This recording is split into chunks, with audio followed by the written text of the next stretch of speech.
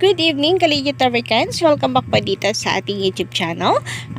Nandito na naman nga po ako, si Gandara, ang inyong po Kaligit Americans na maghahatid po sa inyo ng mga latest na update and fresh na balita hinggil po sa TVJ and Legit Americans. Kaya naman, kung hindi ka pa nakaka-subscribe dito sa ating YouTube channel, maaari mong pindutin na subscribe button dyan sa baba. And of course, ang notification bell para maging updated ka at una sa mga inilalabas nating mga balita. Samantala, para naman sa atin pong mga masusugid na taga-subaybay, narito nga po Kaligit Americans ang ilan sa mga napili po nating i-shoutout for today's video. Shoutout nga po dito kay Miss Danlin Estabaya 8203. Pa-shoutout naman po Ma'am Gandara, watching you from Maldives. Sabi naman dito ni Divino De Leon, hello Gandara, watching from Nueva Ecija. Shoutout po sa inyo. TVJ Solid, Dabarcads TV5. Maraming salamat po Sir Divino De Leon and big shoutout po pati sa inyong pamilya sa Nueva Ecija. Ganon din po dito kay kay Sir Emerson Casino.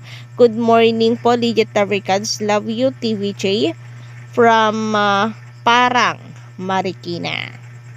Shoutout din po kay Miss Mayfloor Galesio. Pa-shoutout watching here in Saudi Arabia. Ganon din po kay Sir Mel Gibbs Vergara. Shoutout Kendarang Gabi. Shoutout from Laguna. And last but not the least, shoutout po kay Sir Junard Benarao. Pa-shoutout po Madam Madandara from Lanao del Norte. Nag-unsubscribe na ako sa Itbulaga kasi nagamit na ulit ng halos host ang Itbulaga channel, Legit TVJ Dabarcads. Well, about po dyan sa channel na yan, hindi naman po sa nagamit ulit ng tape or ng halos host kasi never naman po silang nagka-access dito. Meaning, hindi po nila ito nagagamit talaga. And ang may hawak po talaga nito ay ang Legit Dabarcads. So, lahat po ng content, ang paggawa po niyan, ang nasa likod po niyan ay TVJ Productions. Or ang production po ng noon, which is sila Mama Jennifer. So, yan po nga ang ipinaglalaban at ipaglalaban marahil po ng TVJ once na napag-aralan po nila na meron po silang habol dito or po pwede rin naman mag-focus na lamang po sila sa pagpapabagsak dito sa Tape Bulaga sa pamamagitan ng pagpapanalo po ng titulong Itbulaga. 'Di ba? Kasi once naman po na naipanalo po ng TVJ ang title na Itbulaga, yung YouTube channel po na yan, madali na lamang pong anuhin yan, kunin, madali na lamang pong gumawa ng bago kasi anuhin naman na po ng TVJ ang million or anuhin naman po ng Tape Bulaga ang million subscriber, wala namang nanonood sa kanila. Sa TVJ, kahit po mag-back to zero po sila, kagaya ng kanilang ginawa sa TVJ official, di ba back to zero sila. Pero kita nyo naman, almost 100 million na po agad ang total of views nila. Baka yung 1 billion na yan ng Itbulaga official maabutan pa po ng TVJ ng mabilis na panahon. Anyway, sila nga po ang mga napili po natin na i-shoutout ngayong gabi. So, thank you so much po muli. Of course, sa pagsuporta at sa pagsubaybay po sa atin pong mga videos araw-araw. Basta may kinalaman po sa TVJ and Legit Dabarcads, sagot na po natin yan. Kagaya po ng ating mainit po na topic ngayon. So, ito po yung pumapatungkol sa Tape Bulaga na kung saan ay talagang ayaw po nilang tigilan ang pagiging trying hard copycat. So, ito na naman po sila, umaatake na naman po na kung saan pati ba naman po si Mayor Jose kanila pong gagayahin. So, naka-green po ang Legit Dabarcads or ang Dabarcads, pati na rin po si Mayor Jose kanina sa sugod bahay mga kapatid. Maybe dahil nga kay Aling Poring na napabisita po sa sugod na bahay. So na-miss po natin ang Pure Gold sa Sugod Bahay. Sana tuloy-tuloy na po ito. Pati na rin po yung ilan pang mga advertisers ng TVJ, and we're looking forward na sana madagdagan pa po ang advertisers ng TVJ. Sana po, sana. So, kanina sa kanila pong G sa Gedli, meron po silang kasama. Ayan, may panektay din, kagaya ni Mayor Jose. May may pa-sweater po ba tawag dyan, o ano man tawag po dyan. And then, naka-green din po na damit or pang ilalim. So, ang tawag, kung di ako nagkakamali, ay Vice Yorme. Kasi si Yorme, di ba? Vice Mayor po yan.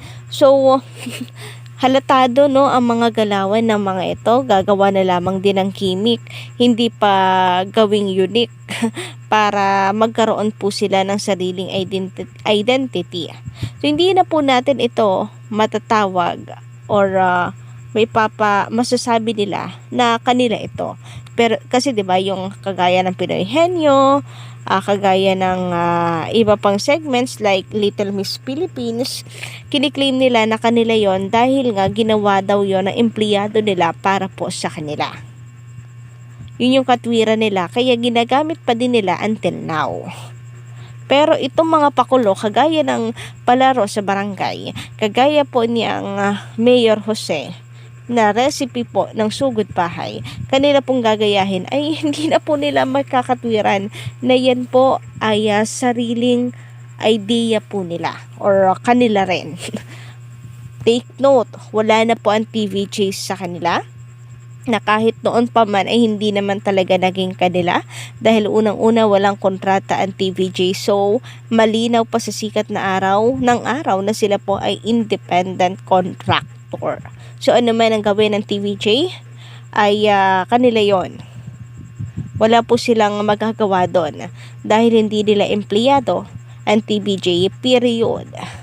So wala, sagad na po talaga ang kakapalan ng mga ito.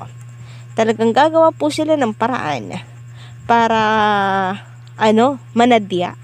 Kasi nananadya talaga ang mga ito. Tapos ano nga yun? Ano nga po sabi nila? May respeto sila sa TVJ. Nire-respeto nila ang iconic trio, ang original na host po ng Itbulaga. Parang hindi naman yun yung nakikita po natin. Nalala ko po tuloy yung komento ng isang commenter po natin na kung saan, hindi ko lang na-screenshot pero mamaya try po natin na isama dito sa ating update. Sabi niya, kulang na lang daw talaga ang TVJ po ay magparinig at sabihin, may bago kaming pakulo, may bago kaming segment, pwede nyong gayahin. Baka mamaya ay meron na din kayo. Kasi masyado na nga raw pong halata daw ang ginagawa nitong Tape Bulaga. Kayo po ba, Collegiate Africans, ano ang inyong masasabi dito? Ginagaya ba nila Yorme itong sila Mayor Jose Manalo? Mapa-segment, pati po karakter ay ayaw po nilang magpaawat. At dahil meron silang Vice Mayor, sinasabi ba nila na siya ang original na mayor? Kaya meron siyang vice mayor ngayon kasi meron ng mayor sila Ganun po ba yun? Sa pagkakaalala po natin, Yorme lang po ang bansag sa kanya and hindi po yan ginawa just because of nasa Itbulaga siya. Kahit po wala pa siya sa Itbulaga, Yorme na yan. Yorme yung tawag sa kanya. So, hindi po nila ginawa yung Yorme bilang parte ng kanilang G sa Gedli. Unlike po dito kay Jose Manalo na kanila pong ginawa. Talaga, special for Sugod Bahay, mga kapatid. So, definitely, ang original na mayor ng buong Pilipinas ay walang iba kundi si Mayor Jose Manalo. Yun na nga sabi nga po ng ilan, yun na nga Yorme na nga siya, itong si Isko. Pero bakit hindi pa rin nila naisip yung ganitong klaseng segment? Halatado daw talaga na mga utak talangka ang mga ito and umaasa at taga-abang lang ng mga idea sa kalabang noontime shows. Ayaw ba namang mag-iisip ng sarili nilang konsepto ng kanilang unique na segment?